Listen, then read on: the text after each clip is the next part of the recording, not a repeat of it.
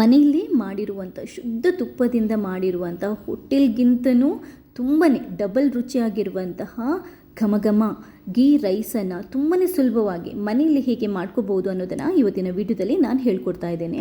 ಈ ಗೀ ರೈಸ್ ಮಾಡಲಿಕ್ಕೆ ನೀವು ಮನೆಯಲ್ಲೇ ಮಾಡಿರುವಂಥ ಶುದ್ಧ ತುಪ್ಪನ ಯೂಸ್ ಮಾಡಿದರೆ ಇದರ ರುಚಿ ಇದೆಯಲ್ವಾ ಡಬಲ್ ಆಗುತ್ತೆ ಅಂತಲೇ ಹೇಳ್ಬೋದು. ರೆಸಿಪಿನ ಪೂರ್ತಿಯಾಗಿ ನೋಡಿ, ಟ್ರೈ ಮಾಡಿ, ಮರೆಯದೆ ನನಗೆ ನಿಮ್ಮ ಫೀಡ್ಬ್ಯಾಕ್ನ ತಿಳಿಸಿ. ಸರಿ, ಹಾಗಾದರೆ ಈ ವಿಶೇಷವಾಗಿರುವಂಥ ರೆಸಿಪಿನ ಹೇಗೆ ಮಾಡೋದು ಅನ್ನೋದನ್ನು ನೋಡ್ಕೊಂಬರೋಣ. ಇದು ತುಂಬಾ ಸೂಪರ್ ಆಗಿರುವಂಥ ಗೀ ರೈಸನ್ನು ಮಾಡಲಿಕ್ಕೆ ನಾನು 1 ಕಪ್ಪಷ್ಟು ಬಾಸ್ಮತಿ ರೈಸ್ ಇರುತ್ತಲ್ವ, ಅದನ್ನ ನಾವು ಮೊದಲು ಏನು ಮಾಡಬೇಕು, ನೀರಲ್ಲಿ ಒಂದು 20 ನಿಮಿಷ ಆದರೂ ನೆನೆ ಹಾಕಬೇಕು.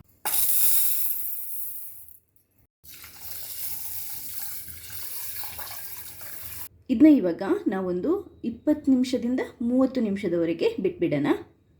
ನೋಡಿ, ಈ ಘಮಘಮವಾಗಿರುವಂತಹ ತುಂಬಾ ರುಚಿಯಾಗಿರುವಂಥ ಗೀ ರೈಸ್, ತುಪ್ಪದ ರೈಸನ್ನು ಮಾಡಲಿಕ್ಕೆ ನಾನು ಯೂಸ್ ಮಾಡ್ತಾ ಇರುವಂಥದ್ದು ಮನೆಯಲ್ಲಿ ಮಾಡಿರುವಂಥ ತುಪ್ಪದಿಂದ. ಅದು ಇದೆಯಲ್ಲ, ಇದು ನಾವು ನಂದಿನಿ ಹಾಲಿರುತ್ತಲ್ವ ಅದರಿಂದನೇ ಮಾಡಿರುವಂಥ ತುಪ್ಪ. ನೋಡಿ, ಇದೇನು ಗೊತ್ತಾ, ನಾನು ಯಾಕೆ ತೋರಿಸ್ತಾ ಇದ್ದೀನಿ ಅಂತಂದರೆ, ಈ ತುಪ್ಪದಲ್ಲಿ ಮಾಡಿದರೆ ಇದೆಯಲ್ವಾ ನಿಮಗೆ ರುಚಿ ಡಬಲ್ ಆಗುತ್ತೆ. ನಿಮಗೆ ಇದನ್ನ ಹೇಗೆ ಮಾಡೋದು ಅಂತ ಏನಾದರೂ ಗೊತ್ತಾಗಬೇಕಾದ್ರೆ ಒಂದು ವಿಡಿಯೋ ಆಲ್ರೆಡಿ ಮಾಡಿದ್ದೀವಿ ನಾವು, ಅದರ ಲಿಂಕನ್ನು ಡಿಸ್ಕ್ರಿಪ್ಷನ್ ಬಾಕ್ಸಲ್ಲಿ ಹಾಕಿರ್ತೀನಿ, ನೀವು ಟ್ರೈ ಮಾಡ್ಬೋದು. ಈ ಥರ ತುಪ್ಪದಲ್ಲಿ ಮಾಡಿದರೆ ತುಂಬ ರುಚಿಯಾಗಿ ಬರುತ್ತೆ ಗೀ ರೈಸ್.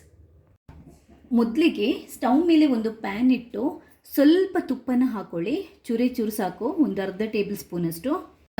ಒಂದು ಸ್ವಲ್ಪ ಗೋಡಂಬಿ, ಆಮೇಲೆ ಒಂದು ಸ್ವಲ್ಪ ದ್ರಾಕ್ಷಿ, ಇಷ್ಟನ್ನು ಹಾಕ್ಕೊಂಡು ಮೊದಲಿಗೆ ನಾವಿದನ್ನ ಹುರಿದ್ಕೋಬೇಕು. ತುಪ್ಪದಲ್ಲಿ ಹುರಿದ್ಕೊಂಡ್ರೆ ತುಂಬಾ ಒಳ್ಳೆಯದು, ಒಳ್ಳೆ ಫ್ಲೇವರ್ ಬರುತ್ತೆ ಈ ತುಪ್ಪದ ರೈಸ್ಗೆ. ಈ ಗೋಡಂಬಿ ಕ್ರಿಸ್ಪಿ ಆಗೋ ತನಕ ನಾವಿದನ್ನ ಹುರಿದ್ಕೋಬೇಕು. ಮೀಡಿಯಂ ಫ್ಲೇಮೇ ಇಟ್ಕೊಳ್ಳಿ. ನೋಡಿ, ಇಷ್ಟು ಹುರಿದದು ಸಾಕು. ಇವಾಗ ನಾವಿದನ್ನ ತೆಗೆದಿಡಬೇಕು. ತೆಗೆದು ಒಂದು ಬೌಲಿಗೆ ಹಾಕೊತಾ ಇದ್ದೇನೆ. ಇವಾಗ ಇದೇ ಪ್ಯಾನಿಗೆ ಉರಿನ ಸ್ವಲ್ಪ ಕಮ್ಮಿ ಇಟ್ಕೊಂಡು ಮತ್ತೆ 1 ಅಥವಾ 2 ಟೇಬಲ್ ಸ್ಪೂನಷ್ಟು ಶುದ್ಧವಾಗಿರುವಂಥ ದೇಸಿ ತುಪ್ಪನ ಹಾಕೊತಾ ಇದ್ದೇನೆ. ಉರಿನ ಕಮ್ಮಿ ಇಟ್ಕೊಳ್ಳಿ. ಇದಕ್ಕೆ 1 ಪಲಾವ್ ಎಲೆ ಅಥವಾ ಬೇ ಲೀಫ್ ಅಂತಾರಲ್ಲ ಅದು, 3 ಏಲಕ್ಕಿ, 1 ತುಂಡು ಚಕ್ಕೆ, 4 ಲವಂಗ, 1 ಸ್ಟಾರ್ ಮತ್ತು ಸ್ವಲ್ಪ ಕಾಳುಮೆಣಸು, ಇಷ್ಟನ್ನು ಹಾಕೊತಾ ಇದ್ದೇನೆ.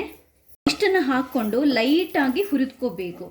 ಆ ಗರಂ ಮಸಾಲದು ಆರೋಮ ಬರುತ್ತಲ್ವ, ಅಷ್ಟು ಮಾತ್ರ ಸಾಕು, ಸ್ವಲ್ಪ ಬಿಸಿ ಆದರೆ ಸಾಕು. ಈಗ ಇದಕ್ಕೆ 1 ಈರುಳ್ಳಿನ ಸಪೂರ ಸಣ್ಣದಾಗಿ ಕಟ್ ಮಾಡ್ಕೊಂಡು ಹಾಕೋಬೇಕು. 1 ಹಸಿಮೆಣಸಿನ್ಕಾಯಿನ ಈ ಥರ ಕಟ್ ಮಾಡ್ಕೊಂಡು ಹಾಕೋಬೇಕು. ಈಗ ಇದೆಯಲ್ವಾ, ಈ ತುಪ್ಪದಲ್ಲಿ ಈರುಳ್ಳಿನ ನೀಟಾಗಿ ನಾವು ಫ್ರೈ ಮಾಡಬೇಕು. ಈರುಳ್ಳಿ ಎಷ್ಟು ಫ್ರೈ ಆಗುತ್ತೋ ಅಷ್ಟು ಚೆನ್ನಾಗಿ ನಮಗೆ ಗೀ ರೈಸಿದು ಫ್ಲೇವರ್ ಬರುತ್ತೆ. ಈ ತುಪ್ಪದಲ್ಲಿ ಈರುಳ್ಳಿನ ಫ್ರೈ ಮಾಡ್ತಾ ಇರಬೇಕಿದ್ರೆ ಒಳ್ಳೆ ಫ್ಲೇವರ್ ಬರ್ತಾ ಇರುತ್ತೆ, ಸೂಪರ್ ಅನ್ನುವಂಥದ್ದು. ಇನ್ನು ಒಂಚೂರಿದು ಫ್ರೈ ಆಗಬೇಕು. ಇವಾಗ ನೋಡಿ, ಈರುಳ್ಳಿ ಕ್ರಿಸ್ಪಿ ಆಗಿದೆ, ಇಷ್ಟು ಸಾಕು.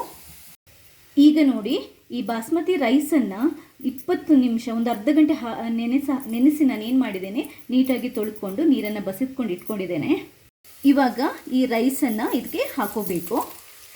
ಹಾಕ್ಕೊಂಡು ಒಂದು ಸ್ವಲ್ಪ ಮೆಲ್ಲಗೆ, ನಾವು ಜಾಸ್ತಿ ಸೌಟ್ ಹಾಕಿ ಮಗಚಬಾರ್ದು, ನಿಧಾನಕ್ಕೆ ಸೌಟ್ ಹಾಕಿ ಈ ತುಪ್ಪದಲ್ಲಿ ಒಂಚೂರು ಇದನ್ನ ಫ್ರೈ ಮಾಡಬೇಕು ಈ ರೈಸನ್ನು. ಯಾಕೆ ಜಾಸ್ತಿ ಇದು ಜೋರಾಗಿ ಮಾಡಬಾರ್ದು ಅಂತಂದರೆ ರೈಸ್ ಕಟ್ಟಾಗುತ್ತೆ, ಅದರಿಂದ ನಿಧಾನಕ್ಕೆ ತಿರುಗಿಸ್ಕೊಳ್ಳಿ. ಈ ಥರ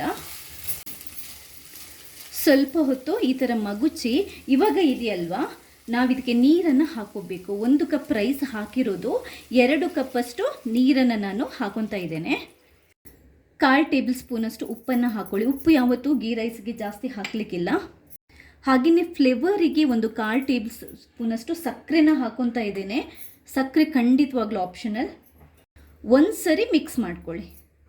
ಮಿಕ್ಸ್ ಮಾಡುವಾಗ ನೆನಪಿಟ್ಕೊಳ್ಳಿ, ತುಂಬಾ ಕೇರ್ಫುಲ್ಲಾಗಿ ಮಾಡಿ, ದರಬರ ಅಂತ ಮಾಡಿದರೆ ರೈಸ್ ಕಟ್ ಆಗುತ್ತೆ. ಈಗ ಇದನ್ನ ಮುಚ್ಚಿಟ್ಬಿಟ್ಟು ಮೀಡಿಯಂ ಫ್ಲೇಮ್ಗಿಂತ ಸ್ವಲ್ಪ ಕಮ್ಮಿ ಉರಿ ಇಟ್ಬಿಟ್ಟು 20 ನಿಮಿಷ ನಾವಿದನ್ನ ಬೇಯಿಸಬೇಕು. ಹೈ ಫ್ಲೇಮ್ ಯಾವುದೇ ಕಾರಣಕ್ಕೆ ಇಡಬೇಡಿ. ಮೀಡಿಯಂ ಉರಿ ಇರುತ್ತಲ್ವ, ಅದಕ್ಕಿಂತ ಸ್ವಲ್ಪ ಕಮ್ಮಿ ಉರಿ ಇಟ್ಕೊಂಡು 20 ನಿಮಿಷ ಇದನ್ನ ಕುಕ್ ಆಗಲಿಕ್ಕೆ ಬೇಯಲಿಕ್ಕೆ ಬಿಟ್ಬಿಡೋಣ. ಈಗ ನೋಡಿ 20 ನಿಮಿಷ ಆಗಿದೆ. ನೋಡಿ ನೀರು ಆರ್ಬಿಟ್ಟು ಸರಿಯಾಗಿ ಬೆಂದಿದೆ ಕರೆಕ್ಟಾಗಿ. ಇವಾಗ ಒಂದ್ಸರಿ ನೀಟಾಗಿ ಮಗುಚ್ಕೋಬೇಕಿದ್ನ. ನೋಡಿ ಒಂದ್ಸರಿ ಈ ಥರ ಮಗುಚ್ಕೊಳ್ಳಿ. ಬಟ್ ರೈಸನ್ನು ಮಗುಚುವಾಗ ತುಂಬ ಕೇರ್ಫುಲ್, ರೈಸ್ ಕಟ್ ಆಗಬಾರ್ದು. ಯಾಕಂತಂದರೆ ಚೆನ್ನಾಗಿರಲ್ಲ. ಗೀ ರೈಸ್ ಇದು ರೈಸ್ ಇದೆಯಲ್ವಾ, ನಾವು ಹೋಟೆಲಲ್ಲಿ ತಿಂತೀವಲ್ವ, ಇಡೀ ಇರುತ್ತೆ ನೋಡಿ, ಆ ಥರ ಇದ್ರೇ ಚೆನ್ನಾಗಿರುತ್ತೆ. ಕರೆಕ್ಟಾಗಿ ಬೆಂದಿದೆ, ಕರೆಕ್ಟಾಗಿ ನೀರು ಇಂಗಿದೆ ಕೂಡ. ಈಗ ಫೈನಲ್ ಆಗಿದ್ದಕ್ಕೆ ಸ್ವಲ್ಪ ಒಂದು 1/4 ಟೇಬಲ್ ಸ್ಪೂನಷ್ಟು ಲಿಂಬೆ ರಸನ ಹಿಂಡ್ಕೋಬೇಕು. ಇದು ಆಪ್ಷನಲ್ ಆ್ಯಕ್ಚುಲಿ. ಕೊನೆಗೆ ಒಂದು ಸ್ವಲ್ಪ ತುಪ್ಪನ ಈ ಥರ ಮೇಲಿಂದ ಹಾಕೋಬೇಕು. ಅದಾದ ನಂತರ ಈ ಡ್ರೈ ಫ್ರೂಟ್ಸ್ ಅಂದರೆ ಗೋಡಂಬಿ ಎಲ್ಲ ಫ್ರೈ ಮಾಡಿಟ್ಟಿದ್ವಲ್ವ ಅದನ್ನ ಹಾಕೋಬೇಕು. ಇಷ್ಟೇ ನೋಡಿ, ಸ್ಟವನ್ನು ಬಂದ್ ಮಾಡಿಬಿಡ್ಬೋದು. ಇದನ್ನ ಒಂಚೂರು ಮಿಕ್ಸ್ ಮಾಡಿದರೆ ಸೂಪರ್ ಆಗಿರುವಂತಹ ಗೀ ರೈಸ್ ರೆಡಿ ಆಗಿರುತ್ತೆ. ಸೂಪರ್ ಆಗಿರುವಂಥ ಗೀ ರೈಸ್ ರೆಡಿ ಆಗಿದೆ. ಇದನ್ನ ಒಂಚೂರು ನಾವೀಗ ಮಿಕ್ಸ್ ಮಾಡಿಕೊಂಡು ತಿನ್ನೋದಕ್ಕೆ ರೆಡಿ ಮಾಡ್ಕೋಬೋದು.